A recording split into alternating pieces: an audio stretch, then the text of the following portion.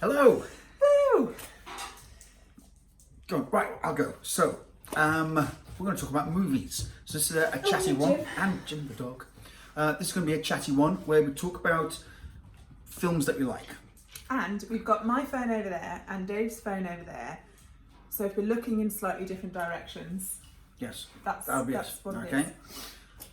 So, out of the two of us, one of us likes high octane action movies where manly heroes kick doors, kick bad guys, drive fast cars, drive off cliffs, grab the woman. The other person enjoys French foreign language films about existential crisis and nothing at all. Can you guess who? Which is which? Who is it? Well, confess, you're the one with the shameful secret. It's true. Yes, the worst bloody taste in films. I like fancy art films. Zoe likes stupid action movies. Yeah. I quite like an action movie as well if it's quite good, but I need just one level of interest to the action movie. You can't just be straight ahead Jason Statham slapping sharks, where that's your perfect. Oh, I haven't seen that one. I'm going to have to look it up. Jason Statham, shark puncher. We're going to need a bigger boat. Yeah. So Zoe likes stupid action movies. They're not stupid. I like weird stuff that you're not quite sure what's about. Or indeed what's happening. Or what's happening. Or what language it's in. Yeah, and Zoe hates talking about films Hate. afterwards. Hey, what's the point? They're done. Yeah, well, I like to sort of discuss the minutiae. Everything exploded, Yeah. and Jason Statham got the girl. Yeah, basically. Yeah. So, Although I don't have any Jason Statham films on this list. do you need to amend your list? I don't think so, because all Jason Statham films are basically Jason Statham films. And there we go. Wise words. So, I love cinema, and I love films, and I love the art I of like cinema. movies. You like going to the cinema? And I like eating pick and mix in the dark, There we go. because no one knows how much you've had.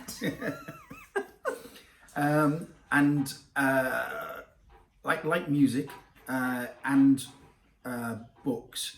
Probably books for you, but cinema's actually quite important to me. I like movies, and certain movies have had resonance to me, and have actually sort of shaped my life genuinely. So that's what we're going to talk about: films that we like and why we like them. I've picked three classic films from back in the day when I was just a young pup. Were they the talkies? Did they actually have talking over the top, It or was was it just some old biddy in the corner on a piano? It was a cave painting, but in the firelight, the bison looked like they were moving. Oh, amazing. Okay, so because I am older, 104. He's 104. 104. Okay, and right, so and then I've got two films that are more recent. Okay, one is only a couple of years old, the other one's about 3 or 4 years old. I've got some films that I like. Have you ranked yours in most favourite / meaningful? Only by the director's birthdays. This might be a slightly longer than anticipated vlog. I'll just put a list of mine underneath, Yeah. and you can skip the rest. Anyway, why don't you start us off? Okay, my most favourite explodey film ever is the Bourne Identity, because it's brilliant. It's based on a series of books by an author called Robert Ludlum, which are actually very good books, to be fair. very They're a good. trilogy. We've got a copy and I've read them several times. So there's also 3 Bourne films. The first Bourne film and the first Bourne book are really fairly similar. For a movie adaptation of the book, it's pretty good. After that, whilst the second and third films are very good, they diverge quite a lot from the book. Yeah.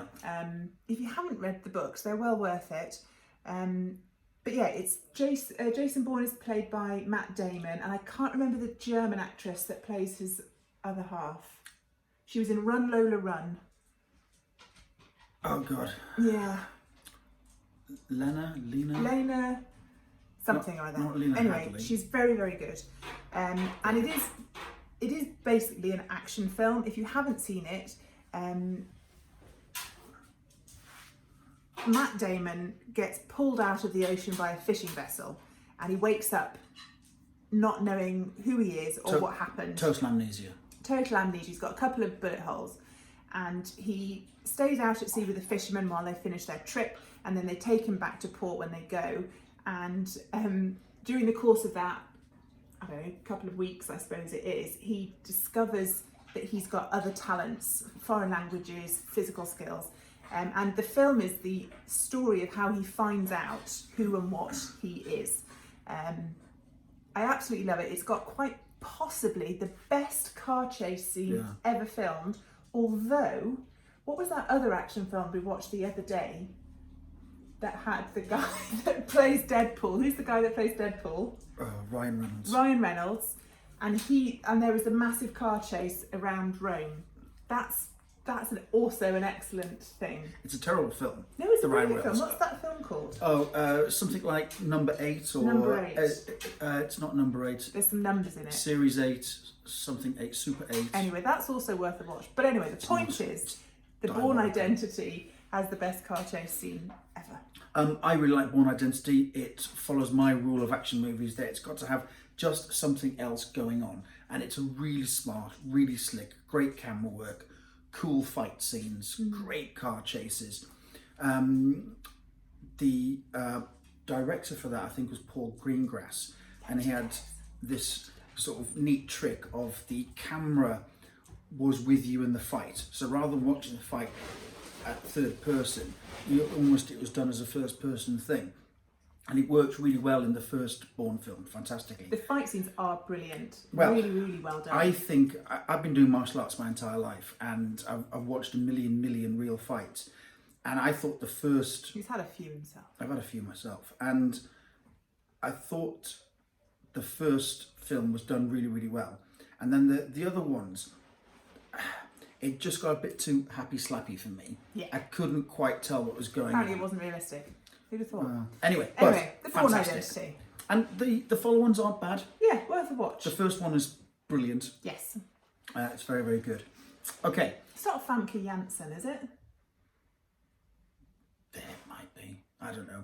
Anyway, lovely lady.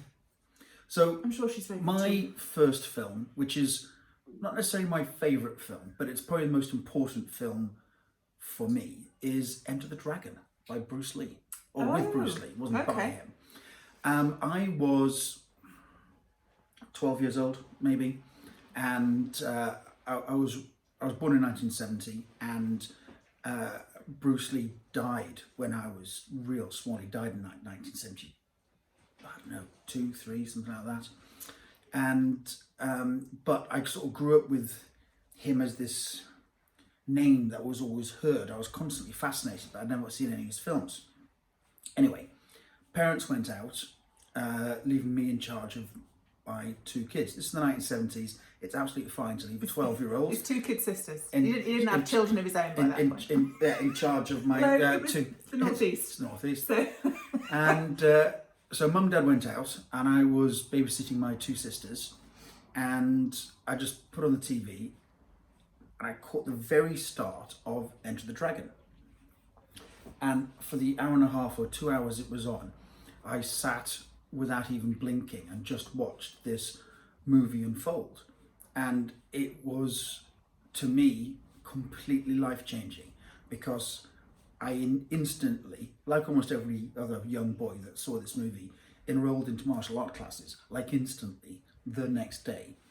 And I've been doing that my entire life. And it's what sort of the rock, the foundation that Dave's Gym is built on, is me teaching martial arts to unwilling, pointless, useless students. You know who you are. Yes. Louise, we're talking about you. Yeah, talking about you. Louise So yeah, that film changed what I wanted to do. I kind of wanted to look like Arnold Schwarzenegger but move like Bruce Lee. Neither's come true, but I have tried. You are a beautiful blend of both of them. A homogenization. Yes. So Enter the Dragon, the most important film for me. Not the best, not my favourite, but the most important. It shaped who I am right now today. Okay, fair enough. What's next? Next for me is The Quest for the Holy Grail. Monty Python. Which is Monty Python. And my love, it's just funny. It is just hilarious by itself. and endlessly quotable. Anyone that knows me and also knows Monty Python, there's a lot of Monty Python that comes out. Interestingly, Jenny has never watched them, so I say a Monty Python thing and wait for the pause, and she's just like, what? You need a new best friend. I need to sit down with Jenny and make it. Anyway, so they're just hilariously funny, very British, and it was my parents that introduced me to them, so I've got fond memories of watching them with my family. And one of the greatest pleasures of my motherhood journey is watching these films, The Quest for the Holy Grail and The Life of Brian as well, with our children. I love it. You know, Conrad's 16, Jocelyn's 14, Max is just about to turn 13. And we've got quite a British filthy sense of humour as a family. And just sharing that with them, and just, honestly, we're weak. We're absolutely weak. And so as well as being hilariously funny, it's something that I've shared with my parents, and now I'm sharing with our kids. And so Holy Grail more than Life of Brian? Oh, it was really hard to choose, but I think it just pips them to the post. I think for me too, Holy Grail, although Life of Brian's the better film, it is a whole continuous movie, and Holy Grail is a little bit it's meh. But it's a little bit sketches put together with a thin narrative. Yeah. But oh my god, they're hilarious. English nuggets. It's just brilliant. That rabbit's dynamite. So yeah, Quest for the Holy Grail, Life of Brian. It's cracking. Next for me. So I'm going to go for Apocalypse Now. Apocalypse Now is a fantastic war film based in the Vietnam War. And young Michael Douglas? No. I'm awful at name. I'm sure it was Michael Douglas. No. There's a young somebody in it. There Who's is. in it? Martin Sheen. Martin Sheen. Yes. Anyway, it's Same. sort of loosely based on the Joseph Conrad book, Heart of Darkness. He went into the Congo, but he was trying to find a Colonel Kurtz, and it's this journey. As he goes down the river, he goes further and further on a journey into his own madness. And this film is exactly that, but in Vietnam. And Vietnam suits it better because it was just this crazy war anyway. I saw this really young. I was probably 11 or 12 years old when I first saw it. It is graphic at times. It's very adult, but it was my first film experience that is abstract. Like, it's not just a straightforward narrative. What you're seeing on the film, what's being depicted, isn't necessarily what's actually happening. There's a lot of subtext to this film. It's about a lot of different things. The madness of war, a man's descent into insanity, the futility of everything else. But it's so amazingly shot, and there's such great stand-up moments in it. There's some of the dialogue and the cinematography, and also it's long. It's this 3.5 hour epic odyssey that just keeps on going on and on and on. Because when it was filmed, films were often 90 minutes. That's it. And that was it. Apparently, it was twice as long as most films. The film shoot was troubled. Everybody went mad. Martin Sheen had a heart attack. Dennis Hopper was on drugs the entire time. Marlon Brando showed up late, fat, and refused to learn his lines. The whole area where they filmed it, which I believe was the Philippines, I might be wrong, was smashed by a typhoon, and they had to rebuild the film set and do it again. And so the film crew themselves actually went down this Heart of Darkness journey into madness themselves. And it shows in the film, like it isn't acting, it's almost a documentary. It's got some fantastically shocking scenes in it. There's right towards the very end of it, there's the real, you see a cow kills in front of you, and it's done for real. And I remember as a kid, I mean, 1970s parenting, but at 11 years old watching this, going, oh my God. But I loved the film, and I've watched it, I don't know, 10, 20 times. and I always find something new about it. And for me, it's probably one of the greatest films ever made. I have seen it, but I think once donkey's years ago. Yeah, brilliant. Not the best war film ever for me. Nothing comes close. There are scenes that might be better. The opening scene in Saving Private Ryan is fantastic, but this is just an entire thing. And also, it's got this amazing soundtrack to it. The soundtrack is heavily influenced by the music of The Doors, and so it's always there in the background, especially the song at the end. It's all sort of playing in there. It just sums up the entire thing. Love it. My favourite film by far. My next film is part of my Christmas traditions. My favourite sort of films are absolutely explodey action films, and I really do not like romantic comedies. They are usually incredibly predictable,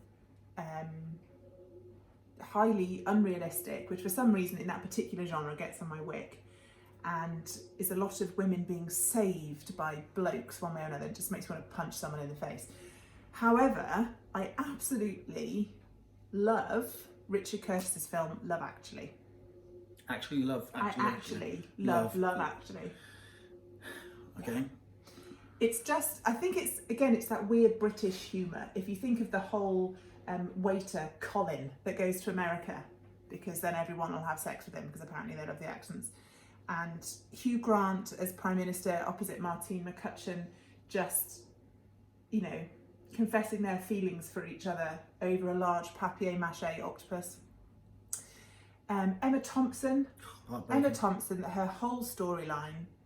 I'm a fairly even keel sort of person. Stoic and cold. I'm generally serial killer, dead behind the eyes. Optimistic, all the rest of it, but that just kills you every time. Kills me every time.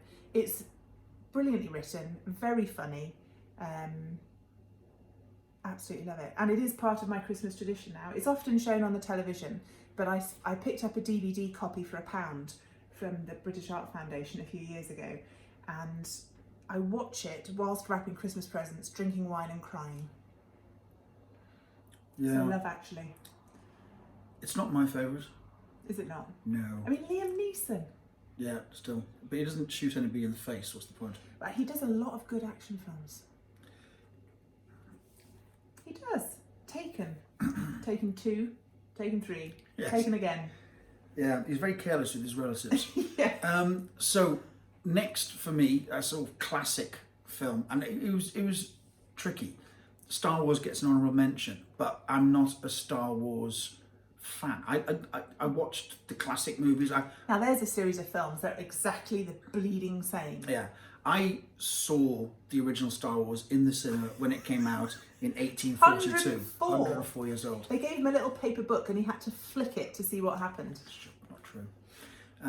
And it, like every kid, like the day before Star Wars came out, the kids in the playground were playing Cops and Robbers, Cowboys and Indians. And the day after Star Wars, it was Darth Vader versus Han Solo. Were you Yoda because he was so short? No, I'm 7 feet tall. Everybody wanted to be Han Solo. Nobody really wanted to be Luke Skywalker. That's because he's a drip. Yeah, he's a drip. That's kind of the classic vanilla hero protagonist part. It was very important for cinema. It was one of the first big blockbusters, and definitely important. But it doesn't make my list. It doesn't hit my list. Okay, but so I know a lot of waffle, but Star Wars is not on my list. The not films Star I could Wars. tell you that aren't on my list. We could be here forever. My book is upside down, and I haven't got my glasses on. Okay, so I'm going to go for instead Pulp Fiction. So what was the point of talking about Star Wars? Because anybody my age and male would pick Star Wars as being a very important film, and it is. It's just not on my list. I'm explaining why it's not on my list. If you like, we can film another vlog in a minute with all the things that aren't on our list. Or the James Bond film, not on my list. Oh, I might have put some... Anyway, I could have put those. But Skyfall is my favourite James Bond film. we're not talking about you but now. it's not on my list. So I thought I could talk about any films, whether or not they were on my list. So what's next on your list? On my list is a new wife and... No one would have you. That's very true. No one else could keep up with the laundry. I'd break them. So what's on the list? I'm trying to tell you, it's Pulp Fiction by Quentin Tarantino. Ooh, good film.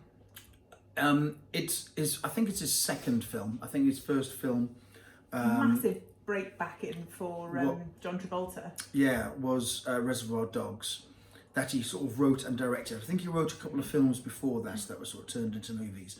But Pulp Fiction is the one that solidified him as, no matter what he does next, he is a god in cinema. As a screenwriter, as a director, as a writer of dialogue. I'd never heard anything like it. I'm not great at picking up great stuff the first time around. So often I'll watch a movie or listen to some music that is very, very good. And I'm like, I don't get it. And I need several times to sort of watch it before it sort of sinks in and go, oh no, actually, I'm an idiot. This is a work of genius.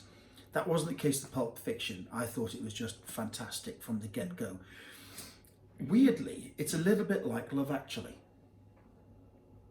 Insofar as it's a bunch of different storylines that are finally pulled together. Oh, I see. On a thread. Yes. Okay. Okay, it's almost like a sort of an anthology of little stories. So. But no papier-mâché octopus, or did I miss that? Yeah, you missed that. Oh. Okay, it's brilliantly acted. The dialogue is. Well, a bit like Monty Python. It's quotable. So quotable. I mean, I can't think of a single one right now, obviously. How dare you? And it's just, I think, a perfect film. And I like all his films. There's not a single one of his films I've disliked for like others more than ones more than others. But Pulp Fiction to me is the best film of the 90s. For me, definitely. So there we go. That's my I'd need third to check when choice. Jason Bourne was filmed. 2000s, I think. Oh, okay. Yeah, right. Yeah.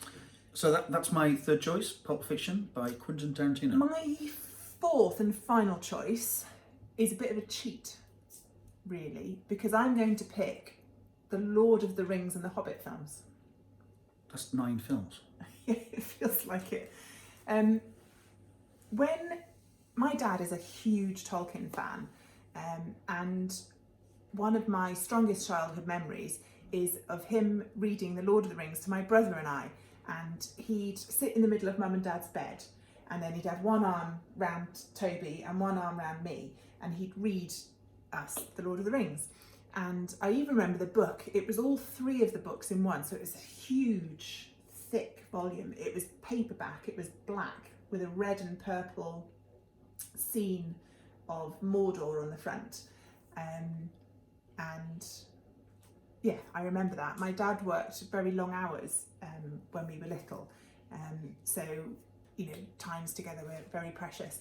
And so that's always, the books have always meant a lot to me. And not long after I moved out and in with you, at some point, like Christmas or birthday, my father bought me my own copy of The Hobbit with beautiful illustrated plates in it and a green cover with gold letters on it.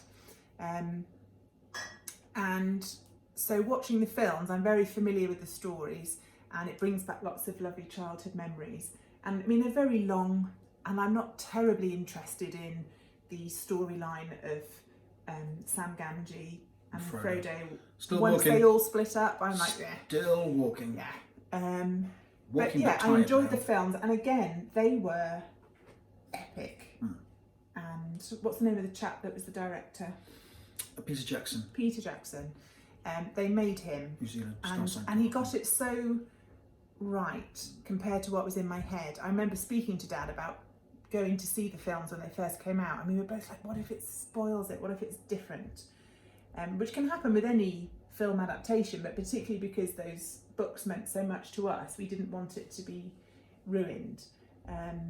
So yeah, I'm going to cheat and have all 5 films as my last film, because there's two Hobbit films. I can't remember if there's 2 or 3 Hobbit films. I can't. I didn't like the Hobbit adaptations. I loved The Lord of the Rings. I thought they were fantastic, brilliant filmmaking.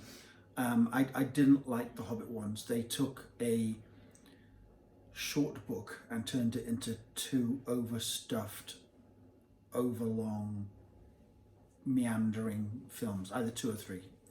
So I wasn't a fan. Felt like 3, did it? Oh my God. Anyway, I think they were all very good films, but I'm predisposed to like them Yeah. because of our family history. So, what's on your list? Well, Have you got any more on your list? yes, I do. I've picked 2 recent films. So these are quite new. One's very new, and one just a couple of years old. So I'm picking Baby Driver.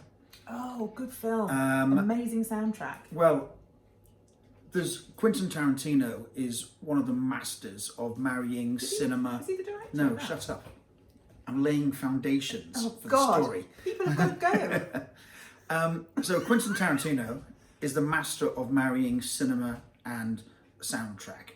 He made your favourite songs you'd heard a million times before on the radio, but he puts it with that scene, like Stuck in the Middle with You. Gets the timing of it. Will never be the same again after you've seen the torture ear cutting off scene in Reservoir Dogs. Spoiler. Yeah, sorry. But Baby Driver goes an extra level because the whole film isn't just set to a brilliant soundtrack. It's actually set It's choreographed. to the soundtrack. The whole film is choreographed. The car spins, the walking pace, everything is perfectly in sync with the music.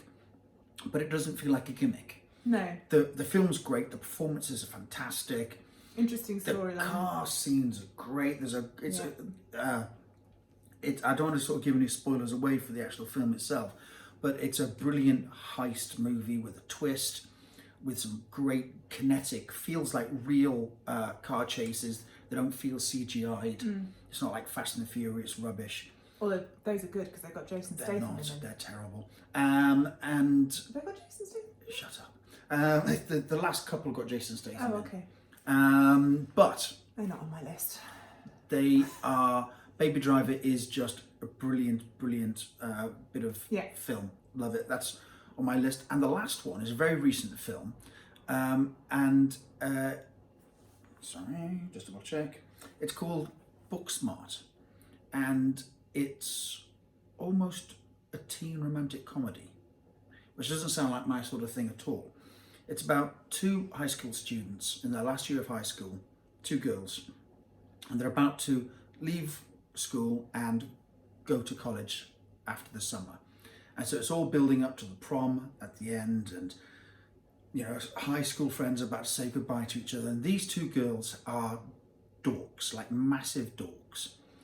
But they've been good their entire school life. Whole of high school, they've been good on purpose. They've wanted to get the grades. They've wanted to be chairman of the debating club. They've wanted to be class prime president or whatever it's called. And they realise they've missed out on the high school experience. Getting good grades to go to a good school is part of it, but also is having fun, meeting people, Kicking your knickers up. having a good time. And so they decide as a last hurrah on the last couple of days to sort of get into this. What makes this film absolutely brilliant is, again, it's the dialogue and it's the acting of the 2 female leads. It's a very female-centric film, but without it being sort of trite and go girl power thing. It's just Who's in it?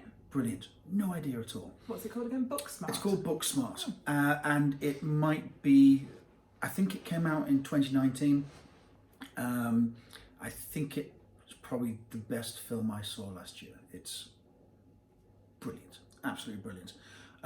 So yeah, those are my choices of films. So I've got a teenage girl rom-com type thing.